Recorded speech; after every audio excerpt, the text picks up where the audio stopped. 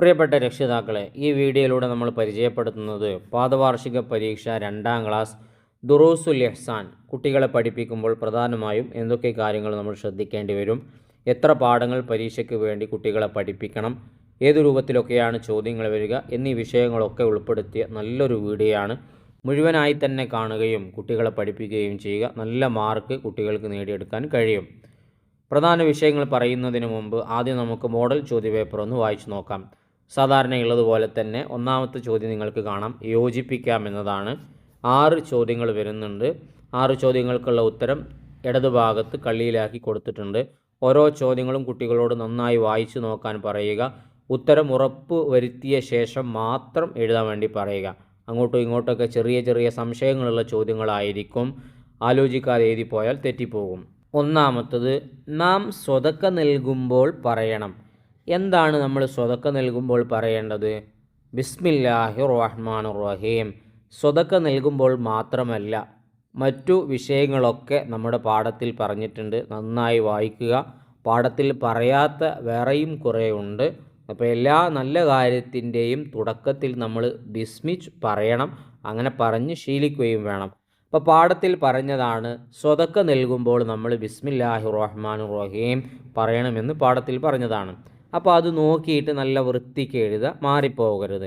ഇനി രണ്ടാമത്തത്, പരസ്പരം സ്നേഹമുണ്ടാക്കുന്ന കാര്യം എന്താണ്?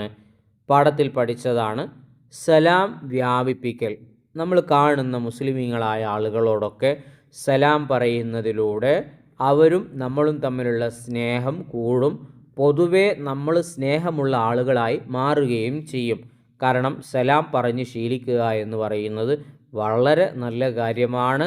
പരിചയമുള്ളവരോടും ഇല്ലാത്തവരോടൊക്കെ സലാം പറയുന്ന ശീലം നമ്മൾ ഉണ്ടാക്കിയെടുക്കണം. ഈ സലാം എങ്ങനെയാണ് പറയേണ്ടതെന്നാണ് മൂന്നാമത്തെ ചോദ്യം. സലാം പറയൽ അസ്സലാമു അലൈക്കും. എഴുതുന്നത് ശ്രദ്ധിക്കണേ. ഇവിടെ നോക്കി എഴുതുന്നതായതുകൊണ്ട് കുഴപ്പമില്ല. ചിലപ്പോൾ ചോദ്യം ചോദിച്ച് ഉത്തരം എഴുതാൻ ആവശ്യപ്പെട്ട് കഴിഞ്ഞാൽ എഴുതാൻ അറിയാതെ ആയി പോകരുത്. അതുകൊണ്ട് എഴുതുന്നത് കൃത്യമായി ശ്രദ്ധിക്കുക. നാലാമത്തത്, സലാം മടക്കലാണ്. അസ്സലാമു അലൈക്കും എന്ന് പറഞ്ഞു കഴിഞ്ഞാൽ പിന്നെ അത് കേട്ടയാൾ എന്താ പറയേണ്ടത്? വ അലൈക്കുമുസ്സലാം എന്നാണ്. അതും എഴുതുന്നത് ശ്രദ്ധിക്കുക.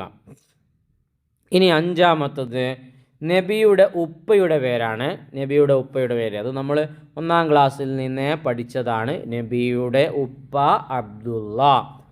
ഇനി ആറാമത്തത്, അള്ളാഹു നൽകിയ വലിയ അനുഗ്രഹമാണ്. നമ്മൾ ബ്രാക്കറ്റിൽ നിന്ന് ഏതാ തിരഞ്ഞെടുക്കുക? ഉറക്കം. ഉറങ്ങാൻ കഴിയാതെ പ്രയാസപ്പെടുന്ന ഒരുപാട് ആൾക്കാരുണ്ട്. ഇപ്പം നമുക്ക് രാത്രിയാകുമ്പോൾ ഉറക്കം വരിക എന്ന് പറയുന്നത് അള്ളാഹു തന്ന വലിയ അനുഗ്രഹമാണ്. അതിനങ്ങനെ തന്നെ നമ്മൾ കാണണം. അപ്പോൾ ഉറക്കമാണ് അള്ളാഹു നമുക്ക് നൽകിയ അനുഗ്രഹം. അതാണ് യോജിച്ചത്. അപ്പോൾ ഇതുപോലത്തെ ചോദ്യങ്ങളൊക്കെ വേഗത്തിൽ നമുക്ക് ഉത്തരം അറിയണമെങ്കിൽ നമ്മൾ പാഠം നന്നായി വായിച്ച് പഠിച്ചു വെക്കണം. എങ്കിലേ നമുക്ക് വേഗത്തിൽ ഉത്തരം എഴുതാൻ കഴിയുള്ളൂ. ഇനി രണ്ടാമത്തത്, 2 വീതം എഴുതാം എന്ന ചോദ്യമാണ്. 2 നമ്മുടെ പാഠത്തിൽ വേറെയും പഠിച്ചിട്ടുണ്ട്. ഇപ്പോൾ ഇവിടെ എഴുതാൻ സ്ഥലമില്ലാത്തത് കൊണ്ടാണ് 2 മാത്രം എഴുതിയിട്ടുള്ളൂ. അപ്പോൾ നിങ്ങൾക്ക് എളുപ്പമുള്ളതൊക്കെ നിങ്ങൾ പഠിച്ചു വെക്കുക. ചുരുങ്ങിയത് 2 നമ്മൾ അറിഞ്ഞിരിക്കണം. ഒരു പക്ഷേ ഇത് ചോദിക്കാൻ വളരെ സാധ്യതയുള്ള ചോദ്യങ്ങളാണ്. ഒന്നാമത്തത്, ബിസ്മി ചൊല്ലേണ്ട സന്ദർഭങ്ങൾ. ഇപ്പോൾ എല്ലാ കാര്യത്തിൻ്റെ മുമ്പിലും നമുക്ക് ബിസ്മി ചൊല്ലാം. പാഠത്തിൽ പറഞ്ഞതിൽ നിന്ന് 2 നമുക്ക് ഇവിടെ എഴുതി കൊടുക്കാം. വായന തുടങ്ങുമ്പോൾ, സ്വതക്ക നൽകുമ്പോൾ ഒക്കെ നമ്മൾ എന്ത് ചെയ്യണം? ബിസ്മി ചൊല്ലണം. ബിസ്മില്ലാഹിർ റഹ്മാനിർ റഹീം ചൊല്ലണം. ഇനി രണ്ടാമത്തത്, നേരത്തെ ഉറങ്ങിയാലുള്ള ഗുണങ്ങൾ എന്തൊക്കെയാണ്? നേരത്തെ കിടന്നുറങ്ങിയാൽ ഈ മൊബൈലും ടി വിയും ഒക്കെ കണ്ട് ഒരുപാട് സമയം വൈകി ഉറങ്ങുന്നതിനേക്കാളും എത്രയോ നല്ലത് ഏതാണ്? നേരത്തെ ഉറങ്ങലാണ്. അപ്പോൾ നേരത്തെ ഉറങ്ങിയാൽ നമുക്ക് പല ഗുണങ്ങളും ഉണ്ട്. അതിൽ ബുക്കിൽ പറഞ്ഞതാണ് ആരോഗ്യം കൂടും. അപ്പോൾ നല്ല ആരോഗ്യവും ശക്തിയൊക്കെ നമുക്ക് ഉണ്ടാവണമെങ്കിൽ നമ്മൾ എന്ത് ചെയ്യണം? നേരം വൈകി ഉറങ്ങണോ? അല്ല, നേരത്തെ ഉറങ്ങണം. ഇനി രണ്ടാമത്തത്, പഠനത്തിൽ ശ്രദ്ധ ലഭിക്കും. നേരത്തെ ഉറങ്ങിയാലാണ് നമുക്ക് പാടെടുക്കുമ്പോൾ ഉറക്കം വരാതെ ശ്രദ്ധിക്കാൻ പറ്റൂ. അതാണ് പഠനത്തിൽ നല്ല ശ്രദ്ധ ലഭിക്കും എന്ന് പറഞ്ഞത്. ഇനി നമ്മൾ ഉറങ്ങാതെ ഇരുന്നാൽ ക്ലാസ്സിൽ പോയി ഉറങ്ങും. അപ്പോൾ നമുക്ക് പാടെടുക്കുമ്പോൾ ശ്രദ്ധ കിട്ടില്ല. അപ്പോൾ പഠനത്തിൽ ശ്രദ്ധ ലഭിക്കാനും നേരത്തെ ഉറങ്ങിയാൽ കിട്ടുന്ന ഗുണമാണ്. ഇനി നമുക്ക് വായിക്കാനുള്ളത് മൂന്നാമത്തതാണ്, പൂർത്തിയാക്കാം എന്ന ചോദ്യം.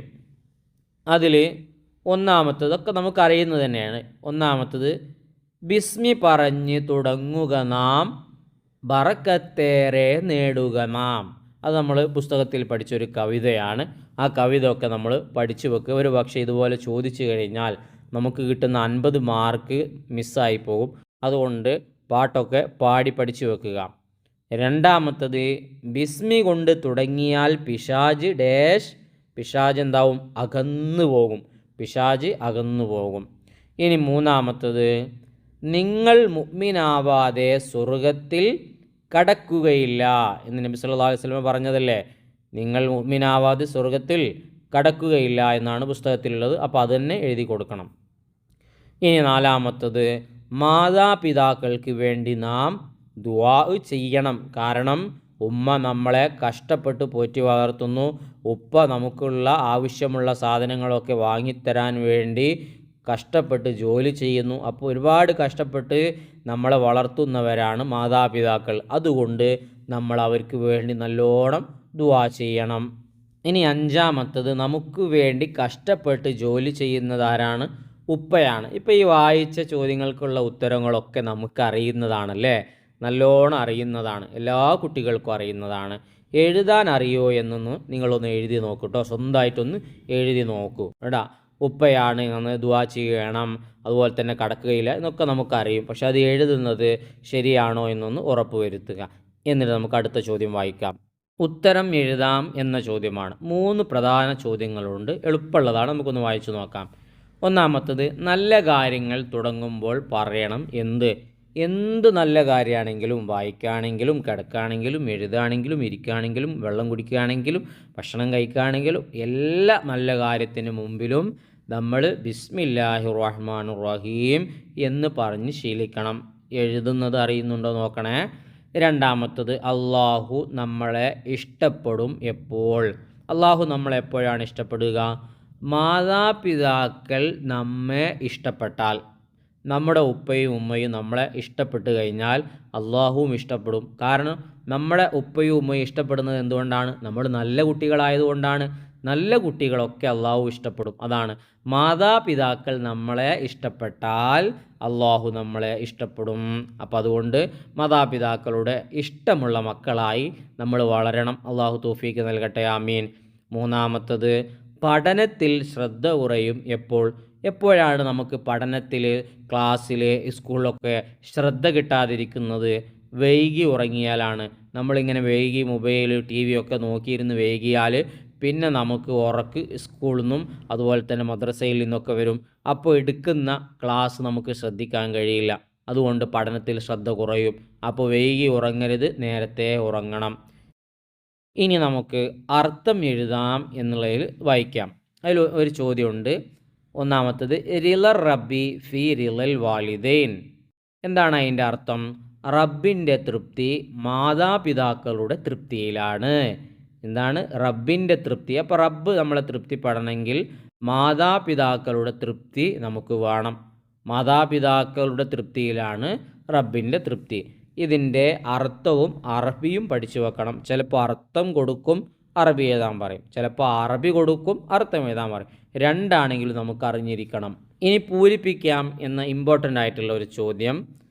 ഒന്ന്, ഇഷാഇന് ഡാഷ്. ഇഷാഇന് മുമ്പ് ഉറങ്ങുന്നതും ഇഷാഇന് ഡാഷ് അഥവാ ശേഷം സംസാരിക്കുന്നതും നബി സല്ലല്ലാഹു അലൈഹി വസല്ലമ തങ്ങൾക്ക് ഇഷ്ടമായിരുന്നില്ല. അപ്പോൾ ഇഷാഇന് മുമ്പ് ഉറങ്ങുന്നതും ഇഷാഇന് ശേഷം സംസാരിക്കുന്നതും നബി സല്ലല്ലാഹു അലൈഹി വസല്ലമക്ക് ഇഷ്ടമായിരുന്നില്ല. എല്ലാവരും മനസ്സിലാക്കി വെക്കുക. ഇനി ഏഴാമത്തത് പകർത്തി എഴുതാം എന്നതാണ്. അതുപോലെ തന്നെ താഴെ കൊടുത്തിരിക്കുന്ന സ്ഥലത്ത് എഴുതി കൊടുക്കുക. നാം അദബുള്ള കുട്ടികളാണ്, നല്ല മര്യാദയുള്ള, അച്ചടക്കമുള്ള നല്ല കുട്ടികളാണ്, മാതാപിതാക്കളുടെ ഇഷ്ടം വാങ്ങുന്ന കുട്ടികളാവണം നമ്മൾ. അല്ലാഹു തആല നമ്മളെ അങ്ങനെ ആക്കി തീർക്കട്ടെ. അപ്പോൾ ഇത് പറഞ്ഞു കഴിഞ്ഞതിലൂടെ ഏത് രൂപത്തിലാണ് ചോദ്യം വരിക എന്നുള്ളത് കൃത്യമായി നമ്മൾ മനസ്സിലാക്കി കഴിഞ്ഞു. ഈ രൂപത്തിൽ നമുക്ക് പഠിക്കാനുള്ള 4 പാഠങ്ങളും നന്നായി പഠിക്കുക. പാഠഭാഗങ്ങളൊക്കെ നന്നായി വായിക്കുകയും ചെയ്യുക. ഉറപ്പായും നമുക്ക് മുഴുവൻ മാർക്കും കിട്ടും. കഷ്ടപ്പെട്ട് ഇതുപോലത്തെ നല്ല നല്ല വീഡിയോകൾ നിങ്ങളിലേക്ക് എത്തിക്കുന്നതിൽ നിന്ന് ഞങ്ങൾ പ്രതീക്ഷിക്കുന്നത് നിങ്ങളുടെ സ്നേഹമായ സബ്സ്ക്രൈബാണ്. ചെയ്യാതെ കാണുന്നവരുണ്ടെങ്കിൽ ചെയ്യുക. വീഡിയോ ഇഷ്ടപ്പെട്ടെങ്കിൽ ഒന്ന് ലൈക്ക് ചെയ്തേക്കുക. നന്ദി അറിയിച്ചുകൊണ്ട് അൽഹംദുലില്ലയോ താങ്ക്സോ മറ്റെന്തെങ്കിലും ഒന്ന് എഴുതി അറിയിക്കുക. അല്ലാഹു തആല എല്ലാം റാഹത്തിലും വിജയത്തിലുമാക്കി തരട്ടെ. നല്ല വീഡിയോയുമായി നമുക്ക് വീണ്ടും കാണാം.